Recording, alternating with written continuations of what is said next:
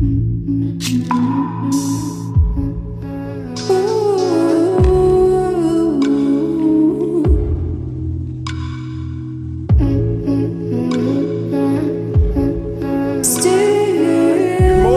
welcome to today's video. I'm back out on the bike and I'm with the captain. We're doing a quick easy spin, probably drink about 7 coffees and then home. My legs are still feeling a bit sore from the FTP evening, but definitely on the mend still. Oh, the captain's back! Yes, how are you? Yes, I am back. It's been a long time. It has been too You're in disguise. It has been too long. I've been travelling a lot. You've grown a beard disguise. Yeah. I think you can still tell. I don't know if it's actually you or not. No, it's definitely me. Well, I was supposed to be meeting you at Giro and then we didn't meet at Giro. We met at the corner of Giro. The timing was impeccable. So you could be an imposter. You know when they do the countdown on the... Oh, hang on. What? 4, 3, yeah. 2, 1. Beep! On the bip is it when we met. I think also that wind, just dries out the road because this time of year it's so cold. Sometimes the road just doesn't get a chance to dry out, does it? I like your blue jacket. It's be seen. I actually changed to the blue jacket. Everyone commented, it's got such a vibrant blue, isn't it? It's beautiful blue. It's like one of those special summer days. Blue like your eyes. Thanks very much. You must have seen that in Australia when you were down there. The sky is so big and vibrant, isn't it? It's just like... It's about the same size as the sky here. No, it's a bigger sky. Rumour has it, it is the same sky. Well, it's the southern hemisphere, it's a different sky. So at night time, when you look up in the stars, you're seeing the Milky Way and a different celestial vault than the northern sky. It's got a squidgy bit. Is that a technical term? It's squidgy. It's actually designed by McLaren, and I think the Specialized guys were telling us that when the engineers from McLaren were talking to them, they said sometimes you don't have to make it complicated. You just got to make it well. Squidgy bit. You just got to make it well. It's got a spring in it. It just takes all the vibration out when you're riding on the Surrey roads or bumps. Obviously cobbles because it's the Roubaix. I always have a go. Regular flat white Thoy. Not soy. Thoy. What's that mean? It's like soy, but with a TH. So we've made it to Windsor. I've eaten some beans on toast. Feeling a lot better than the last couple of days. Have you got a story for me? I have got a story. It's taken you 20 minutes to remember what it was. No, I went to the bathroom And I remembered when I was standing at the urinal. I did this mountaineering trip beginning of last week. And we climbed up this really steep snow gully, went through the Cornice Ridge at the top, and we did sort of a series of stage climbs. It was really cool. We got to the top, it was very steep, and it was on a big snow plateau. And then the mountaineer guide guy said, right, we've got to abseil back down into the gully. But there's nothing to tie your rope to. We've got 50 metres of rope.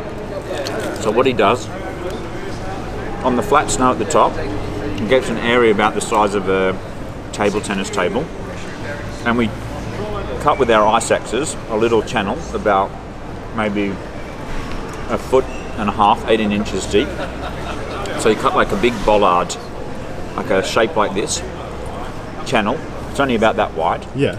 And then you flip the rope into the channel, and it comes back round like this to knot together. And then you use that, and it's the weight of the snow and the way that it binds itself into the snow below. You can just abseil. It's like putting your rope around a piece of rock. If you think about it, if you dug a hole in the snow and then at 18 inches down and then tried to push the bottom of the snow, you'd only move that far, and then it'd compress and go quite hard. Yeah, solid, yeah. So what you've got is this big mass, like a couple of tabletops. And it is really secure. And it's really secure. So 2 of us abseiled down into this gully. And you're still alive now? I'm still alive. And it was just it was the coolest, well, it was cool because it was like -5, but it was one of the coolest things I've ever done. Who's the first guy that ever thought to do that? Like, smart guy. Nutcase. Yeah. But it worked. So thanks, Mr. Mountaineer guy, for teaching me that. His name is Casper, and he was friendly, and he wasn't a ghost. It's warmed up significantly now. You don't need the blue jacket. I'm taking the blue jacket, and I'll take the blue jacket off to reveal the blue jacket.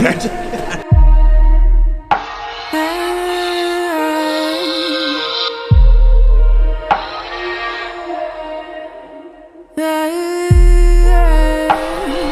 won't believe what's just happened.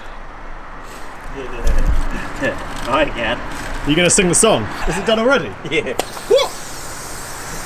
You gotta pump it up, did you know, pump it up. So that is a 2-hour ride. That took 4 hours, plus half an hour of riding this morning. Turned into a pretty big day. Captain knows all those roads, so he kept finding extra loops to do, which was actually really nice, because the standard Windsor route is getting a bit stale. Knackered. Got stuff on my lens.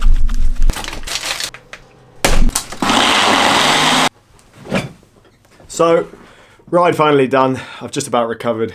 That turned into a much longer ride than I thought it was going to be. Legs are feeling a bit shot still from that hard FTP effort we did the other day. It's definitely taken me a lot longer to recover, probably due to the illness and having the time off the bike as well. I've had some comments asking what power did I do in the FTP test, and I'm not going to tell you. I know people are now very keen on posting everything on Strava and revealing exactly all of their segments and power data and everything like that. And I don't necessarily want to do that myself, which is why I don't always upload to Strava. Obviously, it doesn't make as much difference to me anymore, but when I was racing more seriously, I definitely wouldn't want to have my stats all over the internet, because then people would know exactly what you're good at, and it would be easy for teams and people to exploit that in a race. Also, there were so many factors at play when we were actually doing the test. The rev boxes, which are the turbo trainers that we were using, feel very different to riding on the road. You don't have a huge amount of inertia when you're riding them, so you really have to keep your pedal stroke super smooth